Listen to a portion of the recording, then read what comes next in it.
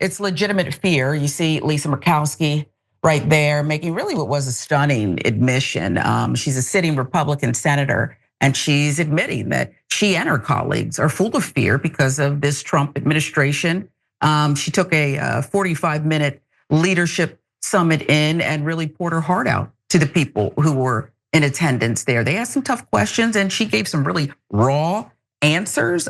So listen to her first discussion here, where she admitted that she has a lot of anxiety. We're in a time and a place where I don't know. I certainly have not. I have not been here before. And I'll tell you, I'm oftentimes very anxious myself about using my voice, because retaliation is real, and that's not right.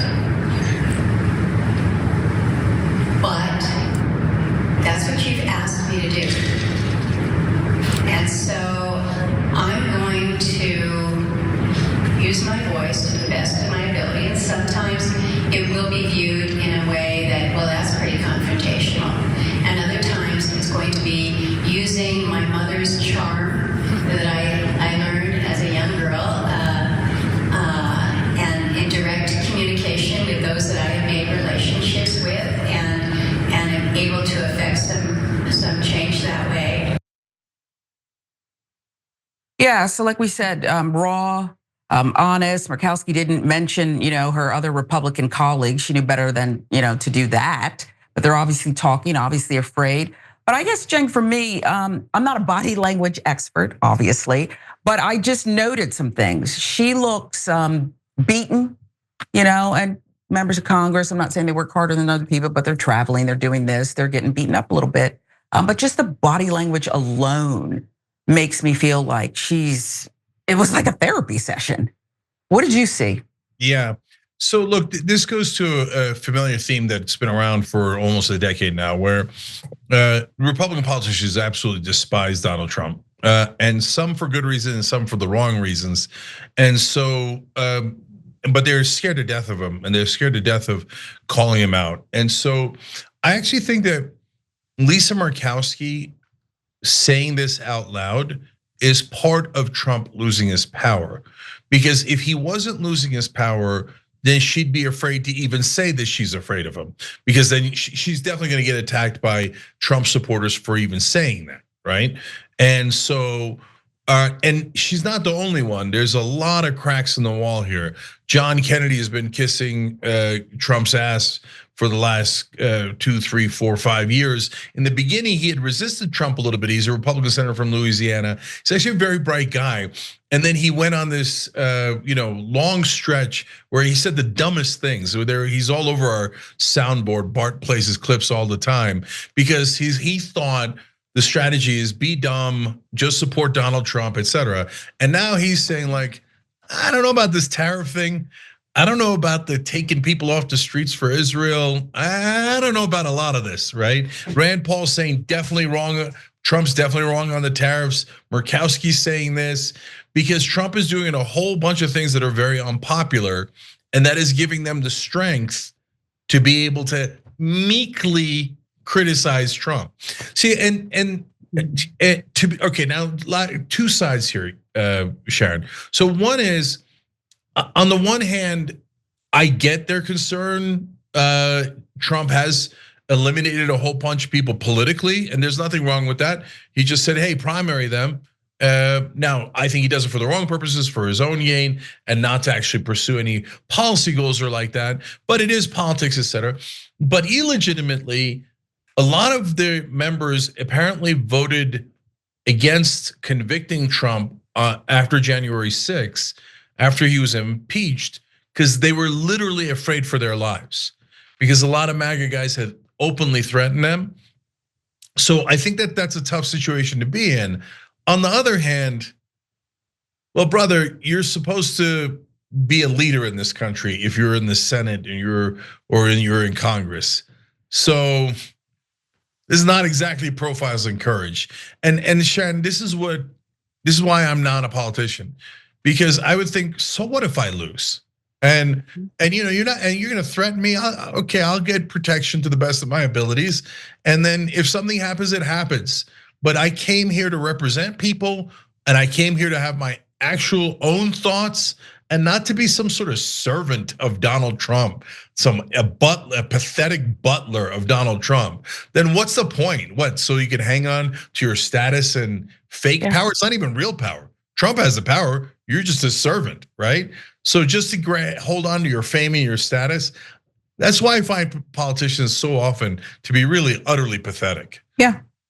And if I were to start at January 6th and the death threats, I get it. I get exactly what you're saying. I can understand that, right? Families and fear, but it didn't start there. They had so many opportunities along the way to get this thing under control, to keep it under control, and they didn't do it. And it's like, it felt like a therapy session, like I said, where and it's unfair because a constituent asked her the question, how do you speak truth to power, something to that effect. And that was part of her response there. But we expect you to be there and fight the good fight. And you're not doing it. It reminds me of that show Intervention, where you have this intervention specialist who's often a former addict, right? Once an addict, always an addict, they'll tell you.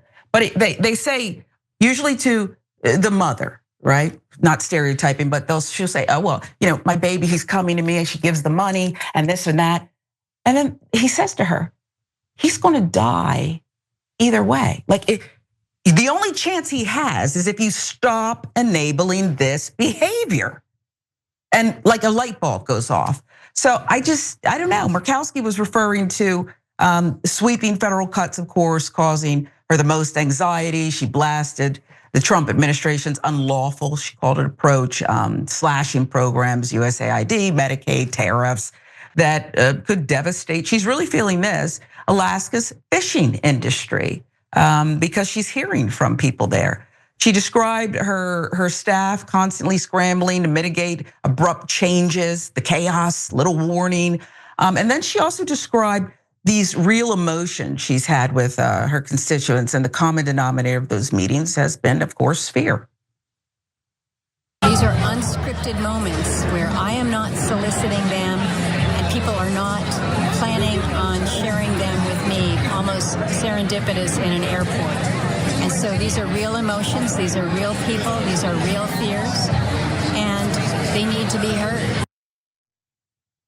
To me, that must be traumatic, and I think it needs to be for her to every day have people coming up to her and crying and pouring their heart out. But this is what they're living, and I'm wondering, Cenk, if you think that this is now nearing a point where all hands will be on deck. Like you're saying, like maybe this is her saying it out loud, a wake-up call to these other Republicans, people taking to the streets. The one judge, Boasberg, standing up and saying, I'm going to have criminal contempt, even if I have to appoint an attorney to prosecute here.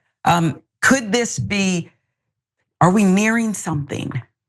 Yeah, so look, I think that this is the point where you fight. And so I've said in the past, don't fight on issues where we don't have the advantage, right? So don't go to positions where the American people are 80-20 against us. This is not one of those, okay? And so for me, on the Democratic side, I get so frustrated that politicians are like, when do we fight? I don't know when to do this strategy. No, guys, when he's taken away due process rights and he's not listening to courts, what else is there? Right, so him not listening to the courts is not yet definitive, but this is when you need to do the pushback. Because if you don't do the pushback as Democrats or even Republicans like Murkowski, well then if he doesn't have to listen to the courts, it's already too late. Then when you go to do the pushback, you won't have any power or leverage to do it with. Because if an executive can ignore the courts, then we have anarchy. We have no law at all in this country. And that means the president is basically an authoritarian leader. So yeah, this is the time. This is the time. And there are different ways to fight, and there's different and smarter and more strategic ways to fight. And you don't have to die on every hill, right? But you do have to die on this hill. And hopefully we don't die, And hopefully we do win. And I do believe that the American people are on our side. And I believe that a lot of these folks like Murkowski, look, some of the reasons that some of the corporate Republicans fighting against Trump is because they don't agree with him on some of the donor issues or the corporate issues, et cetera. But mainly they don't fight him because they're afraid of him, right? And some of those guys, as much as I loathe them, they don't hate our Constitution and they don't hate our democracy. And so they're made uncomfortable by all this. But uncomfortable isn't gonna matter if he goes another step and he ignores the courts and gets away with it. So by all means, fight now, fight on this ground. And this is winning ground. And lastly, give voice to one of our members on tyt.com. Pseudo Dragon said, if you're afraid of using your voice, don't run or hold elected office. That's exactly right. That's the whole point. If you're not ready to do that, then please step aside and let people with courage do it.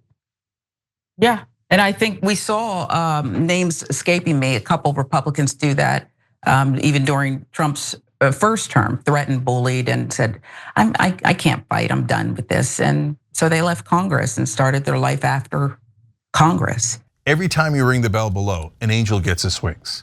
Totally not true, but it does keep you updated on our live shows.